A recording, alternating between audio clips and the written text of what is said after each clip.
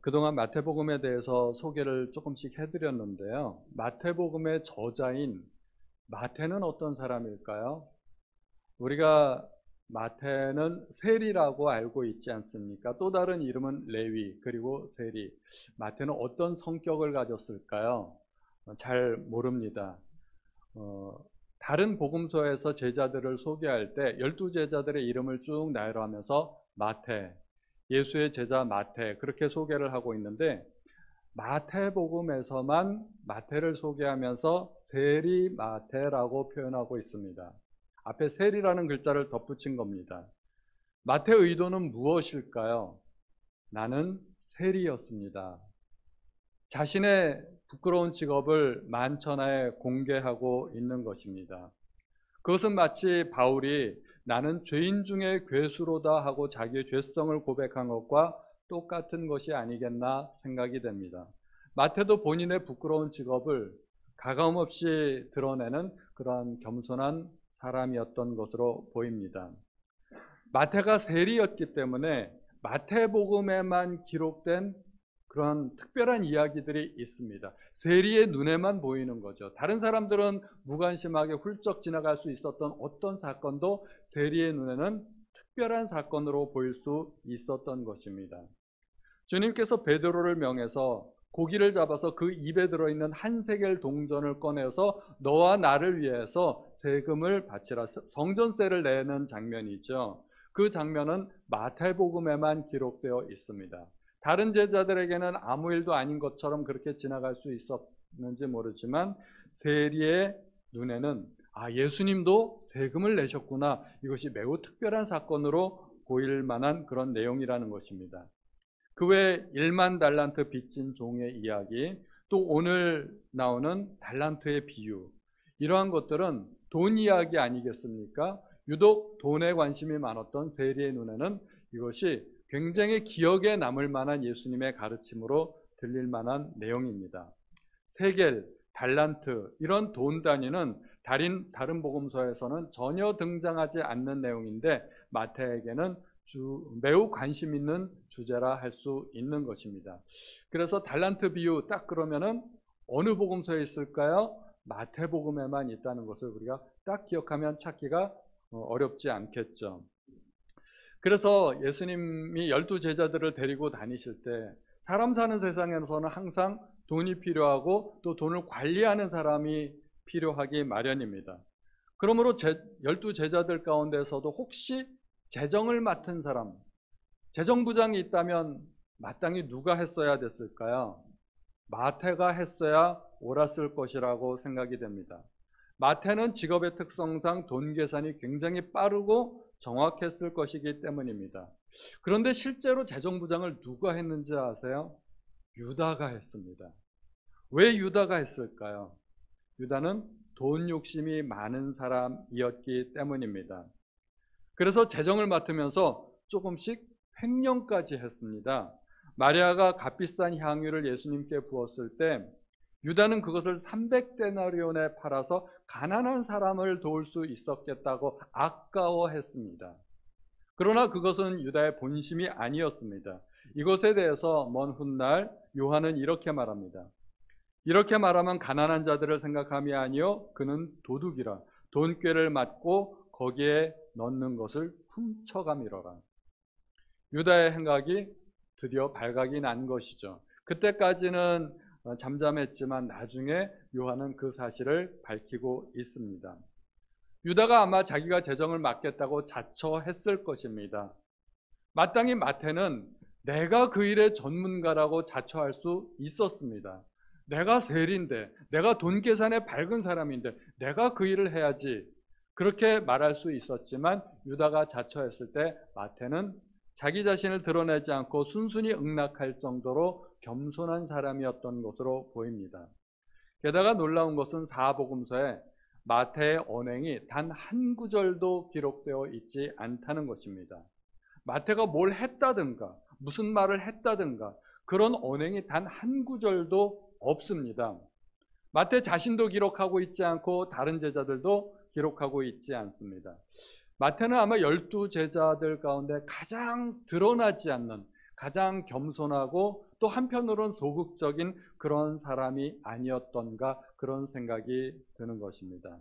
오늘 본문을 보니까 14절에 시작하면서 또 어떤 사람이 타국에 갈 때 그 종들을 불러 자기 소유를 맡김과 같다고 이야기합니다. 그런데 무엇이 그와 같은 것인지 주어가 빠졌어요. 주어는 무엇일까요? 1절에 있습니다. 1절에 천국은 마치. 그러므로 예수님께서는 25장 통틀어서 천국에 관한 설교를 하시면서 일단 열처녀 비유를 하시고 14절에 이어서 달란트 비유를 하시는 것입니다. 그러므로 오늘 본문은 천국에 대한 설명의 연속입니다. 계속해서 천국에 대한 이야기를 해 주시는 것입니다. 열처녀 비유에서 중요한 것은 무엇일까요? 깨어 있으라 하는 것입니다. 그 날과 시를 모르기 때문에 깨어 있어야 된다는 것입니다. 그런데 그 깨어 있다는 이야기가 무슨 의미일까요? 잠도 자지 말고 날마다 철야 기도를 해야 된다는 뜻일까요? 열처녀 비유에서 보면 슬기로운 다섯 처녀나 또 어리석은 다섯 처녀나 똑같이 졸며 잠들었습니다. 그러므로 잠을 안 잔다는 그런 의미가 아니죠. 깨어 있어야 된다는 이야기는 기름을 준비해야 된다는 의미입니다. 그것을 열처녀 비유에서 설명해 주시고 가르쳐 주셨습니다. 자, 그런데 준비한다는 건 또 뭘까요? 어떻게 하는 것이 준비하며 사는 삶일까요? 어떻게 해야 주님 오실 때를 준비하는 것이고 천국에 대해서 준비하는 삶을 사는 것일까요? 준비하며 사는 삶은 마냥 시간이 지나가기를 기다리면서 그렇게 수동적으로 살아가는 것이 아니라는 것입니다. 우리가 흔히 기다림하면 수동적인 것이 아니겠습니까? 내가 할 일은 아무것도 없고 시간이 지나가야만 되는 것인데 오늘 본문을 통해서 준비는 수동적인 기다림이 아니라 적극적으로 달란트를 활용하는 삶이라는 것을 우리에게 알려주고 계십니다. 어떤 사람이 타국에 가면서 종들에게 자기 소유를 맡겼습니다. 이 소유는 그 사람의 소유이지 종들의 소유가 아니라는 말입니다. 종들에게 맡겨진 것, 그것은 소유로 따지자면 엄연히 주인의 소유였습니다. 종들에게 아주 준 것이 아니라는 말입니다.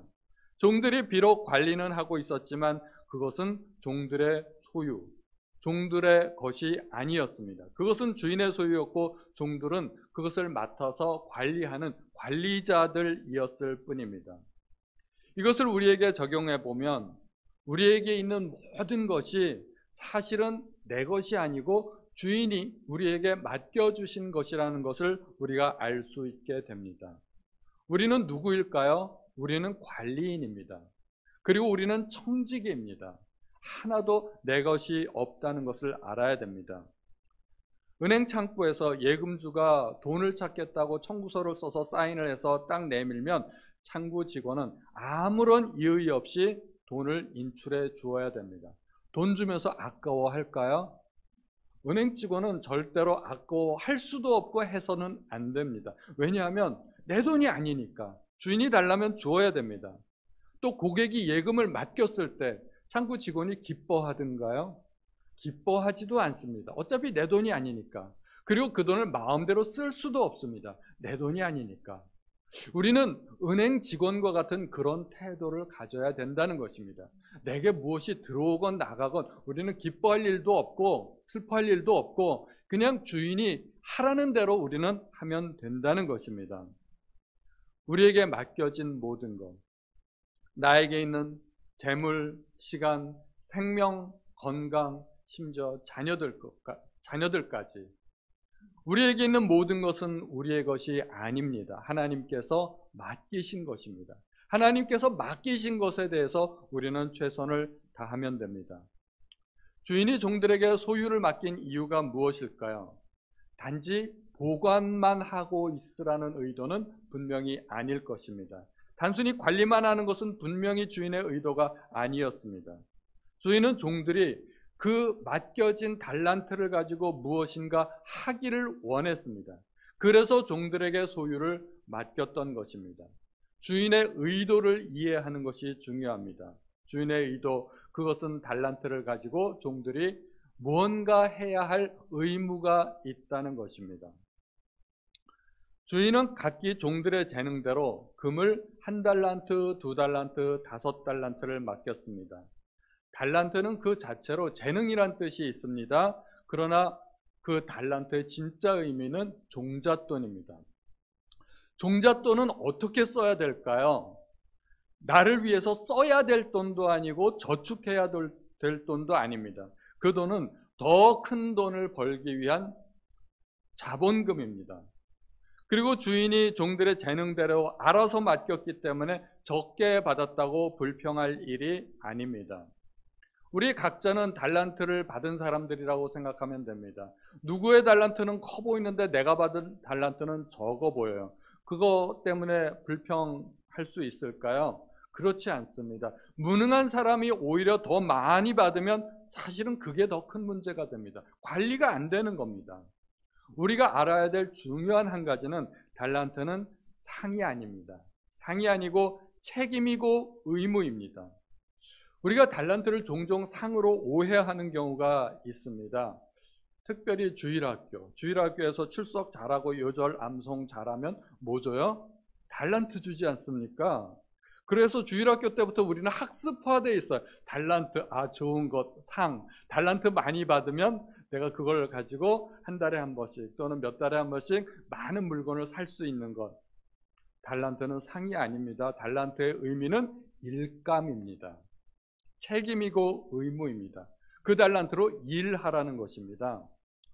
땅에 감추었다가 1달란트 그대로 주인에게 돌려주었던 종이 악하고 게으르다고 책망받은 이유는 수익을 내지 못해서가 아닙니다.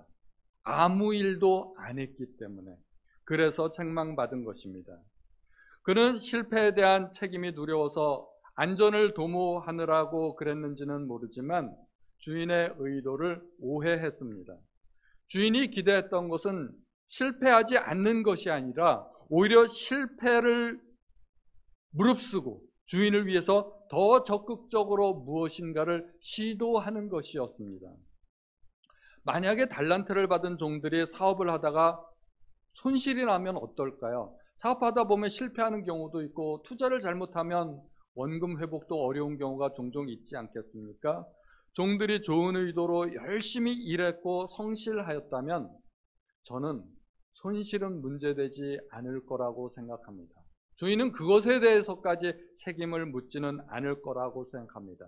다만 성실했다면 또 다른 기회를 주지 않았을까 생각이 됩니다. 따라서 달란트를 맡긴 주인의 의도를 알고 최선을 다하기만 한다면 문제될 것은 없을 것입니다. 다만 자기의 능력을 알지 못하고 무모한 시도를 한다면 그것은 오히려 실패가 될 수 있겠죠. 그러한 시도는 하지 않는 것이 중요할 수 있습니다. 달란트, 우리 성경에는 달란트로 되어 있지만 원래 발음은 어떻게 될까요? 오리지널 영어 발음으로 하면 탤런트가 되죠. TV에 나오는 그런 탤런트와 똑같은 탤런트입니다. 원래 의미는 재능이란 뜻이 있습니다. 더 정확하게 성경적인 용어로 말하자면 이것은 은사입니다. 여러분 모두가 각자가 은사가 있지 않습니까? 남들보다 뭔가 탁월하게 잘하는 것이 있다면 그것을 보통 우리는 은사라고 이야기합니다.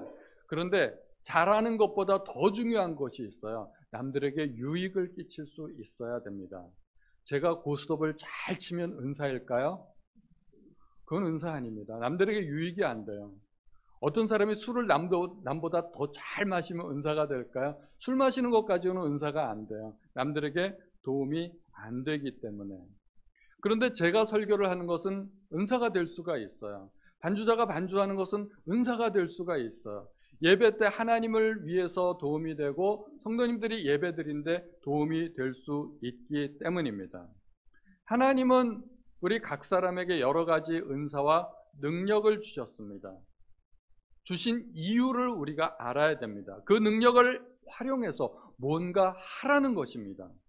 남들보다 잘하는 것으로 만족하지 말고 그 능력을 사용해서 남들에게 도움을 줄 수 있어야 됩니다. 남의 달란트 부러워하지 말고 내가 받은 달란트에 충성을 다하여야 됩니다. 달란트는 능력이고 힘이고 재능입니다. 하나님께서 저에게 주신 달란트가 있습니다. 저는 말씀을 묵상하고 성경 공부를 인도하고 설교하는 은사를 받았습니다. 제가 지금 그 은사를 활용하고 있는 것 아니겠습니까? 그리고 어떤 분들은 찬양하는 은사를 받았습니다. 그런 분들이 앞에 나와서 찬양을 인도합니다. 어떤 분들은 봉사를 잘합니다. 어떤 분들은 친교를 잘합니다. 어떤 분들은 기도를 잘하는 은사를 받았습니다. 어떤 분들은 또 가르치는 은사가 있습니다. 그런 은사를 받으신 분들은 지금 주일학교에서, 중고등부에서, 청년부에서 또 그렇게 봉사하고 있습니다. 이러한 은사들을 일컬어서 우리는 달란트라고 합니다. 달란트를 얼마나 받았느냐, 그것은 하나도 중요하지 않습니다. 그것은 주인의 알아서 할 소관이고 우리 하나님께서 알아서 하실 일들입니다. 우리에게 중요한 것은 내가 받은 그 능력, 은사, 달란트를 얼마나 잘 활용하느냐 하는 것입니다. 주인은 종들의 재능을 이미 잘 알고 있었습니다. 그래서 각기 능력에 따라서, 재능에 따라서 달란트를 나누어 주었습니다. 어떤 종들에게는 1달란트, 또 2달란트, 또 5달란트를 주었습니다. 어떤 사람에게 왜 5달란트를 주었을까요? 그가 그만큼 능력이 많기 때문에. 어떤 사람에게는 왜 1달란트밖에 안 주었을까요? 너무 많이 주면 그 사람에게는 짐이 될 수가 있습니다. 그래서 그 사람에게는 1달란트가 가장 적절하기 때문에 주인이 그에게 딱 1달란트만 준 것입니다. 그러므로 우리는 나에게 능력이 많고 적으면 결코 탓할 문제도 아니고 원망할 문제도 아니고 또 내가 받은 달란트가 많건 적건 그것은 따질 일이 전혀 아니라는 것입니다. 능력이 많으면 뭐가 많아질까요? 주인의 기대치가 커지게 됩니다. 하나님이 당연히 많은 일감을 주실 것이고 더 많이 요구할 것입니다.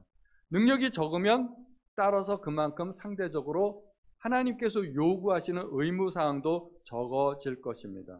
그러므로 종들이 서로 능력을 비교하는 것도 어리석은 일이고 달란트를 비교하는 것도 이것도 어리석은 일입니다. 달란트는 주인의 상급과 전혀 상관이 없습니다.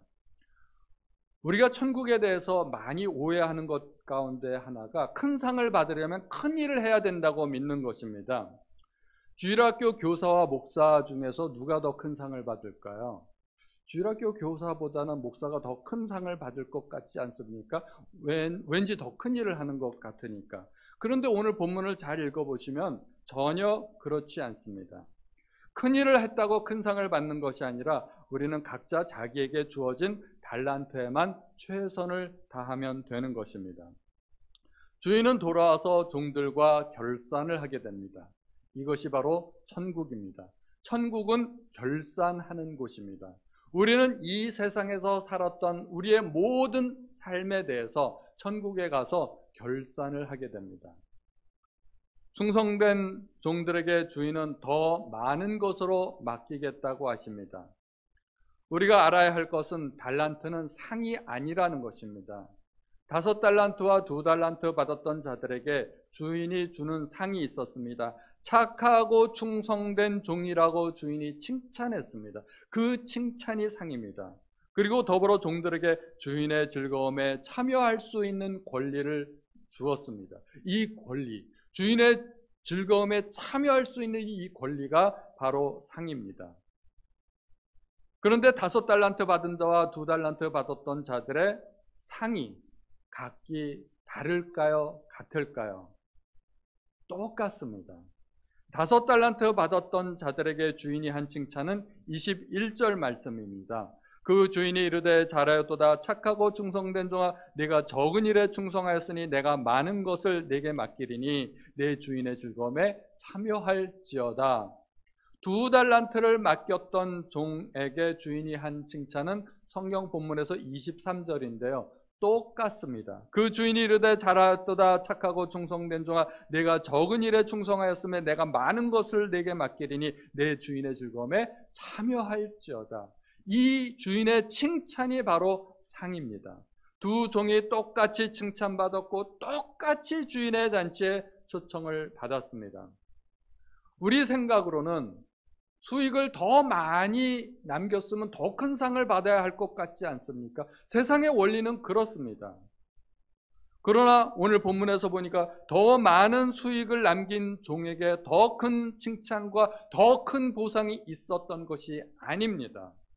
주인은 단지 결과만 놓고 칭찬하는 그런 사람이 아니었던 것입니다. 다만 자기가 할 수 있는 일에 대해서 최선을 다한 종에게 똑같이 칭찬하였고 똑같은 보상을 약속했습니다. 그러므로 결산 때 단순히 누가 더 많이 남겼는가 하는 것은 판단 기준이 아니라는 것입니다. 그래서 우리는 세상의 기준과 하나님 나라의 기준을 계속해서 비교해가면서 내가 잘못된 기준을 가지고 있었다는 것을 깨닫고 하나님 나라의 기준으로 바꾸어서 생각해야 됩니다. 이 세상의 기준, 자본주의 사회는 양이 중요합니다. 그래서 우리는 헌금할 때도 우리 회계장부에는 누가 얼마 했는지 액수를 기록하지만 하나님 나라에도 그렇게 기록되어 있을까요? 하나님 나라에는 그렇게 기록되어 있지 않습니다. 단순히 동전 2푼 헌금했던 그 과부가 모든 부자들보다 더 많이 헌금했다고 예수님은 칭찬하셨습니다.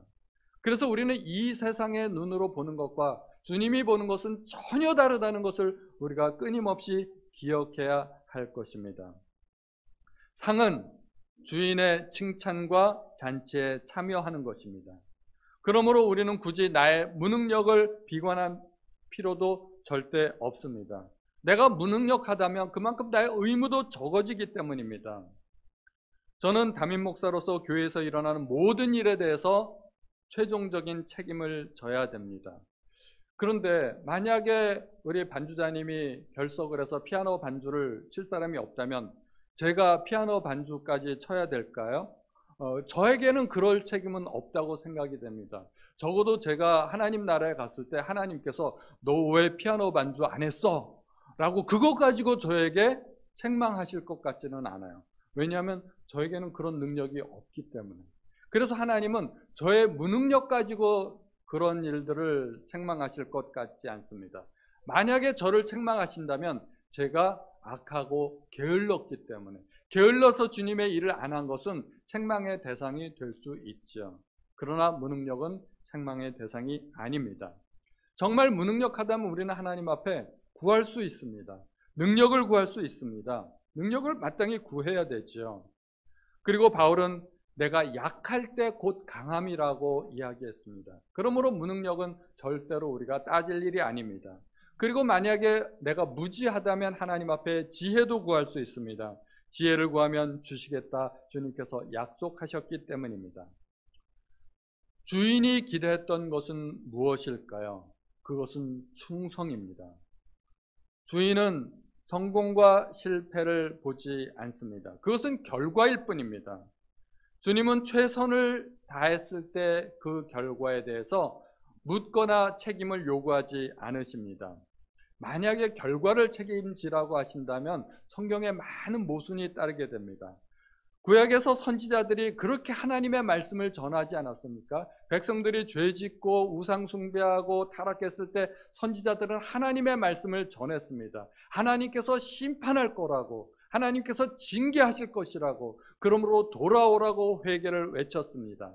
그 결과가 어땠을까요? 실패였습니다. 백성들은 하나님 앞에 회개하고 돌아오지 않았습니다. 그래서 결국은 그들은 심판받았고 전쟁이 일어났을 때 그들은 전쟁에 패하여 여러 나라로 포로로 끌려갔습니다. 선지자들의 메시지가 실패했다고 해서 하나님께서 선지자들을 책망하셨겠습니까? 그런 일은 없었습니다. 오히려 책망받았던 것은 백성들이었습니다.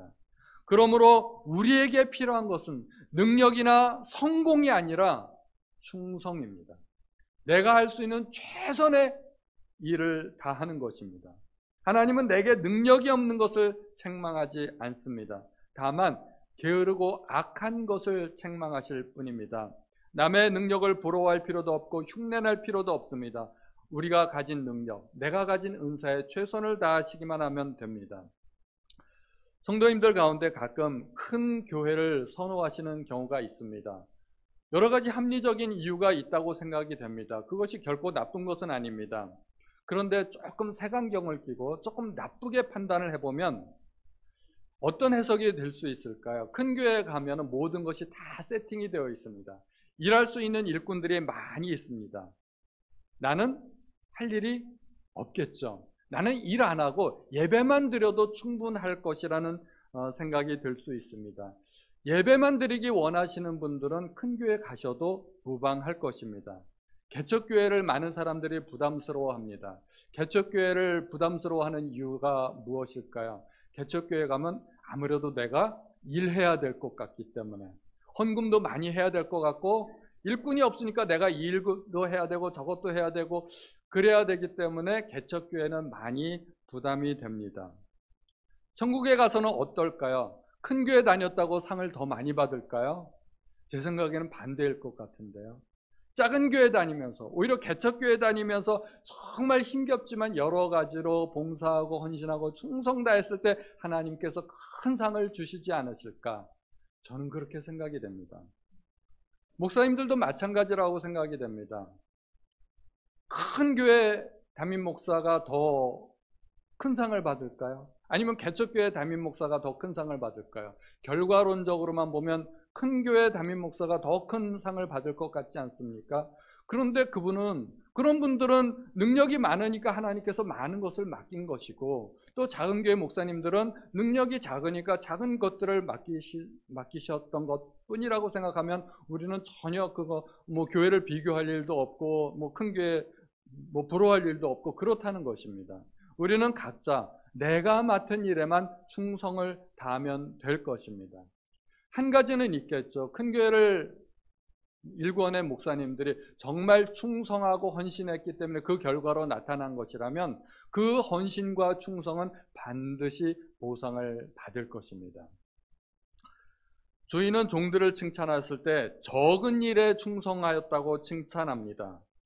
그들이 맡은 달란트가 정말 적은 일이었을까요? 한 달란트를 중량으로 계산하면 신약에서는 20kg, 구약에서는 34kg에 해당이 됩니다. 금 20kg. 얼마나 될까요? 결코 적은 것이 아닙니다. 화폐 단위로 생각하면 6,000데나리온입니다. 노동자들의 약 20년치 일당에 해당합니다. 그러므로 5달란트를 받았다는 것은 100년치 일당을 한꺼번에 받은 것입니다. 결코 적은 금액이 아닙니다. 그런데 주인은 적은 일에 충성하였다고 이야기합니다. 게다가 더 많은 것으로 맡기겠다고 이야기합니다. 그 말씀을 풀이해보면 이 세상에서 주님이 맡기신 재능으로 아무리 큰 일들을 감당했다 하더라도 그것은 주님 보시기에는 적은 일이라는 것입니다. 진짜 크고 위대한 일들은 언제 올까요? 아직 도래하지 않았다는 것입니다. 진짜 큰 일은 무엇일까요? 아마도 주님의 나라가 도래했을 때, 그때 주님의 나라가 완성되었을 때, 천국이 되었을 때 우리에게 맡겨질 일들이 큰 일이 아닐까 생각이 됩니다. 그러니까 이 땅은 주님의 시험장입니다. 이 땅은 테스트하는 곳입니다. 이 땅이 본질이 아니라는 것입니다. 이 땅에서 우리에게 맡겨진 일에 우리가 얼마나 충성하느냐에 따라서 하나님 나라에서 더 큰 것이 맡겨지게 될 것이라는 말입니다. 저는 하나님의 나라에서 우리가 놀고 먹을 것이라는 생각은 안 듭니다. 하나님의 나라에서도 우리에게 맡겨질 일들이 있지 않겠습니까? 크고 작은 사명들이 있을 것입니다. 하나님께서 누구에게 어떤 일을 맡기실지는 지금 이 땅에서 우리가 하는 행동을 보고 충성도를 보고서 하나님께서 결정하시리라 생각이 됩니다. 아담이 창조되었을 때 아담도 일을 했습니다. 창조주의 대리자로서 모든 피조세계를 다스리고 통치해야 할 사명을 부여받았습니다. 얼마나 위대한 일인가요? 하나님을 대리해서 각 동물들의 이름을 짓고 에덴 동산을 관리하는 그런 관리자의 역할을 했습니다. 그런데 죄를 짓고 나서 모든 권리를 잃어버리게 됩니다. 얼굴에 땀이 흘러야 먹고 살 수 있게 되었습니다. 타락 이전에도 일을 했고 타락 이후에도 일을 했지만 타락 이후에 아담이 한 일은 단순히 먹고 살기 위해서 하는 일에 불과했습니다. 노동의 품질이 떨어진 것입니다. 오늘날 이 세상에서 우리가 하는 일들은 어떤 일인가요? 대부분 먹고 살기 위해 하는 일 아니겠습니까? 자녀들 교육시키기 위해 하는 그런 일들입니다. 그러나 하나님의 나라가 완성되면 우리는 더 이상 먹고 살기 위해 일하지는 않을 것입니다.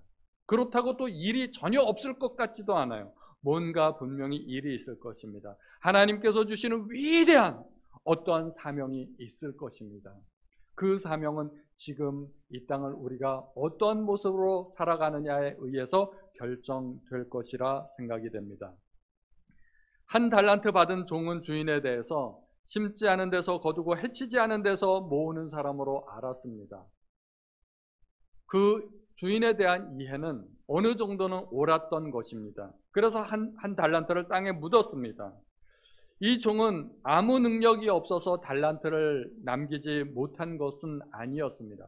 그 종은 충분히 한 달란트를 남길 수 있었습니다. 왜냐하면 주인은 종들의 능력에 따라서 달란트를 주었기 때문에 5달란트를 받은 사람은 5달란트를 남길 수 있는 능력이 있었고, 또 한 달란트를 받은 사람은 한 달란트를 받고 남길 능력이 있었기 때문이었습니다. 그런데 이 종은 자기가 일하지 않아도 주인은 충분히 거두고 모을 수 있는 사람으로 이해했다는 것입니다. 그의 말은 틀린 것이 아니겠지만, 그런데 문제는 주인의 기대가 무엇인지를 알지 못하였다는 것입니다. 주인이 기대했던 것을 하지 않았다는 것입니다. 그가 생각했던 것이 뭘까요? 내가 안 해도, 굳이 내가 안 해도 주인은 얼마든지 달란트를 모을 수 있고 부자 될 수 있는데 굳이 내가 수고할 이유가 있겠나? 그 생각은 일부는 맞겠지만, 그러나 자기가 충성을 다하지 못한 것에 대해서는 분명히 책임을 져야 할 것입니다. 주인은 능력대로 모든 종에게 달란트를 나누어 주었습니다. 그 말은 아무런 능력이 없는 사람은 없다는 것입니다. 크건 작건 간에 우리는 하나님으로부터 달란트를 받았고 은사를 받았습니다. 아무리 작은 일도 우리는 할 수 있는 일이 있다는 것입니다. 그것이 무엇인지를 찾아야 됩니다. 하나님께서 내게 맡기신 일이 무엇이고, 내가 잘하는 것은 무엇이고, 내가 하나님을 위해 어떤 일을 할 수 있는지 그것을 찾으셔야 됩니다. 밭은 휘어져 추수할 때가 되었는데 일꾼이 부족하다고 주님은 말씀하셨습니다. 우리 모든 성도는 다 일꾼이 되어야 합니다. 물론 내가 일하지 않아도 누군가는 그 일을 할 것입니다. 굳이 내가 전도하지 않아도 누군가는 전도해서 빈자리를 채울 것입니다. 내가 교회 학교에서 봉사하지 않아도 누군가는 그 일을 할 것입니다. 내가 앞에 나와서 찬양을 부르지 않아도 누군가는 그 일을 반드시 할 것입니다. 하나님은 당신의 목적을 달성하시겠지만, 그러나 나는 책망을 면하지 못할 것입니다. 하나님께서 나에게 맡기신 재능이 있는데 그것을 땅에 묻어두고 썩히거나 나와 가족만을 위해서 사용한다면 하나님께서 나에게 주신 책임을 감당하지 못하는 것입니다. 우리 권사님들은 주일 아침에 일찍 모여서 주보를 접습니다. 그날의 예배를 위해서 중보 기도해 주십니다. 요즘은 전도지도 포장해 주십니다. 그게 아무 일 아닌 것 같지만 얼마나 중요한지 모릅니다. 권사님들이 아무 일 안 하는 것 같아 보여도 주일 예배를 위해서 너무나 중요한 역할을 감당하고 계십니다. 저는 그래서 우리 권사님들이 너무 고맙고요. 우리 교회를 위해서 정말 큰 일을 하고 계신다고 믿습니다. 권사님들도 이렇게 하는데 우리 젊은 사람들이 일해야 되지 않겠습니까? 주인은 달란트를 땅에 묻어둔 종에게 악하고 게으른 종이라고 하셨습니다. 악하다는 것은 무슨 의미일까요? 내가 어떤 악행을 하면 나는 악한 자가 될 겁니다. 내가 악행을 해도 악한 자가 되지만 내가 할 수 있는 선한 일을 하지 않으면 주인은 악하고 게으르다고 책망하시는 것입니다.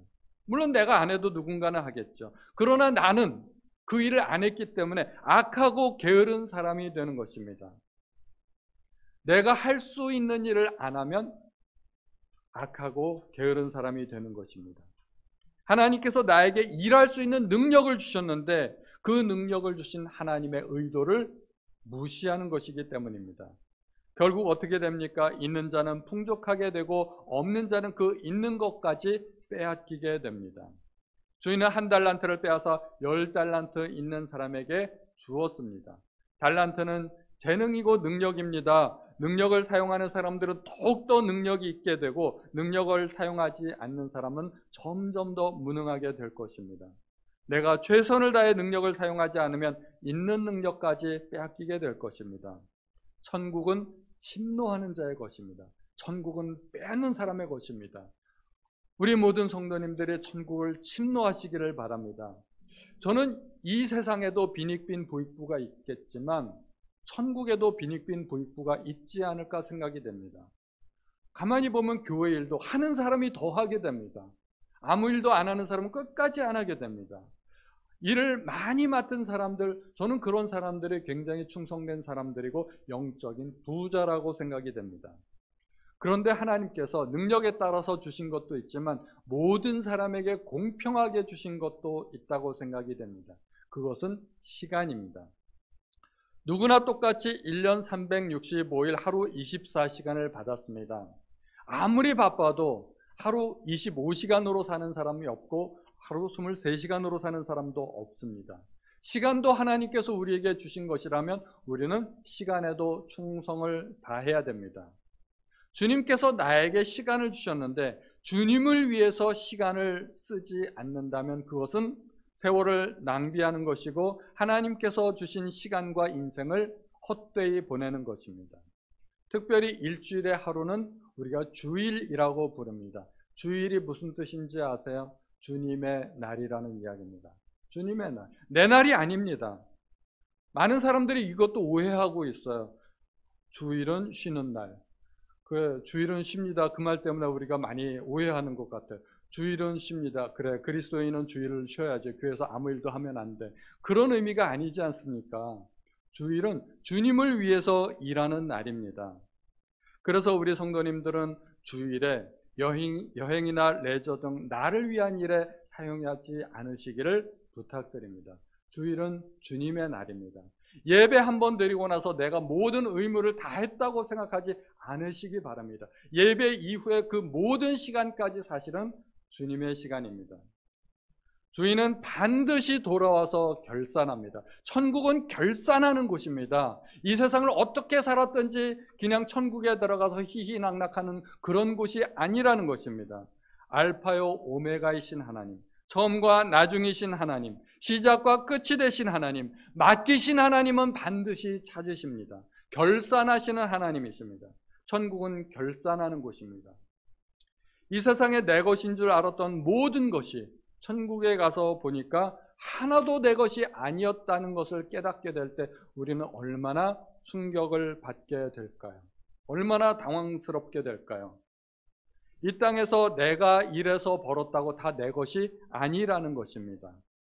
이 땅에서 내가 소유한 내 것이라고 알았던 그 모든 것이 사실은 내게 맡겨진 것이었다는 것을 우리는 천국에 가면 깨닫게 될 것입니다.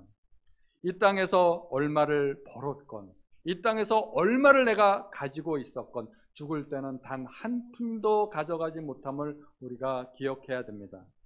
이 땅에서 하나님께서 내게 주신 내 생명, 내 건강, 내 은사, 시간, 재물 모두가 하나님께서 나에게 맡겨진 사명이고 일감이라는 것을 우리가 깨달아야 됩니다.